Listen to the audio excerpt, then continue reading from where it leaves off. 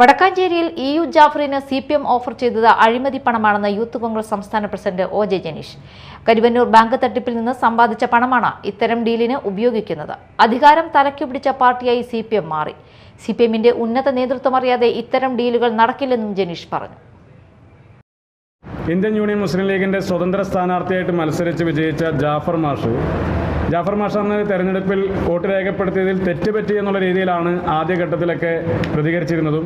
പക്ഷേ അത് തെറ്റുപറ്റിയതല്ല എന്നും അത് കൃത്യമായ ഒരു ഓഫറിൻ്റെ അടിസ്ഥാനത്തിലാണ് അത്തരത്തിൽ വോട്ട് ചെയ്യേണ്ടി വന്ന ഒരു സാഹചര്യം ഉണ്ടായത് എന്ന് ഇന്ന് ജാഫർ മാഷിൻ്റെ തന്നെ ഒരു ഓഡിയോ സന്ദേശം മണ്ഡലം കോൺഗ്രസ് കമ്മിറ്റിയുടെ പ്രസിഡന്റ് ശ്രീ മുസ്തഫയുമായി സംസാരിക്കുന്ന ഒരു ഓഡിയോ സന്ദേശം പുറത്തു വന്നിരിക്കുകയാണ്. ജീവിതം സുരക്ഷിതമാക്കുന്ന ഓഫറുകളുമായി എന്നു മുതലാണ് CPM സമീപിക്കാൻ തുടങ്ങിയിട്ടുള്ളത്. എവിടെയാണ് ഇന്ന് അധികാരം തലയ്ക്ക് പിടിച്ച, അധികാരത്തിൻ്റെ എല്ലാ സുഖശീതളമായ സൗകര്യങ്ങളും തലയ്ക്ക് പിടിച്ച CPM എന്ന് പറയുന്ന രാഷ്ട്രീയ പാർട്ടി എത്തി നിൽക്കുന്നതെന്ന് കേരളത്തിലെ പൊതുസമൂഹം ചിന്തിക്കേണ്ടതായിട്ടുണ്ട്.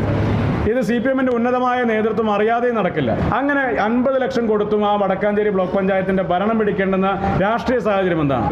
വടക്കാഞ്ചേരി MLAയും വടക്കാഞ്ചേരിയിൽ തന്നെ മറ്റൊരു ഉന്നതനായ മറ്റൊരു MLA കൂടിയായ നേതാവും വളരെ കൃത്യമായി ഈ വിഷയത്തിൽ ഇടപെട്ടിട്ടുണ്ട് എന്നുള്ളതാണ് മനസ്സിലാക്കുന്നത്.